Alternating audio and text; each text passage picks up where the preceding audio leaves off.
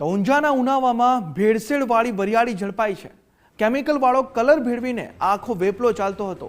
Gandhinagar food વિભાગે ઉનાવા ફેક્ટરીમાં red કરી 19.6 લાખની 26 ટન વરિયાળીનો જથ્થો જપ્ત કરવામાં આવ્યો છે। આકર્ષક બનાવવા માટે અખાદ્ય કલરની ભેળસેળ કરવામાં આવતી હતી તે આખું કૌભાંડ ઝડપાયું છે। ફૂડ સેફ્ટી લાયસન્સ વિના જ આખી ફેક્ટરી ચાલતી। ભાર્ગવ પટેલ અને રાકેશ પટેલ સામે ગુનો નોંધવામાં આવ્યો છે। 3 થી વધુના નમૂના લઈ કાયદેસરની કાર્યવાહી હાથ ધરવામાં આવી છે। સંવાદદાતા મુકેશ ફોનલાઈન પર જોડાયા છે। મુકેશ, આ ભેળસેળવાળી વરિયાળી ઝડપાઈ છે, કેમિકલવાળો કલર ભેળવવામાં આવતો હતો, વધુ વિગતો શું છે?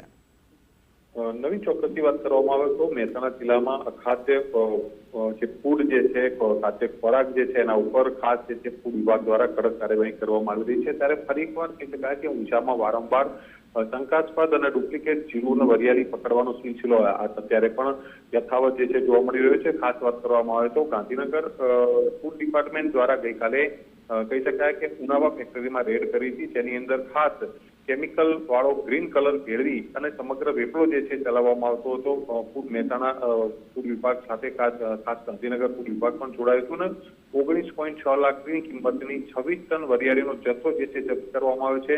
આ જથ્થાની વાત કરીએ તો ગુણવત્તાની વાત કરવામાં આવે તો વરિયાળી વધુ લીલી અને આકર્ષક બનાવવા માટે એની અંદર કેમિકલ વાળો અખાદ્ય કલર જે છે ભેળસેળ કરવામાં આવતો હતો અને ફૂડ સેફ્ટી લાયસન્સ વિના જ કહી શકાય આ સમગ્ર ફેક્ટરી જે છે ચાલી રહી હતી, જેમાં ગોડાઉન માલિક ભાર્ગવ પટેલ અને ફેક્ટરી માલિક રાકેશ પટેલ સામે કહી શકાય ફૂડ સેફ્ટી ભંગ અંતર્ગત ગુનો જે છે નોંધવામાં આવ્યો છે અને ગાંધીનગર ફૂડ વિભાગ દ્વારા સ્થળ પરથી જ આ જે કહી શકાય કે જે જથ્થો જે છે જપ્ત કર્યો છે અને સીઝ કર્યો છે। સાથે વાત કરીએ તો 3 થી વધુ નમૂના જે ફૂડ કલર અને જે અખાદ્ય વરિયાળી જે મળી આવી છે તેના નમૂના લઈને પૃથ્થકરણ માટે મોકલી આપવામાં આવ્યા છે। જી મુકેશ, માહિતી બદલ આભાર આપનો।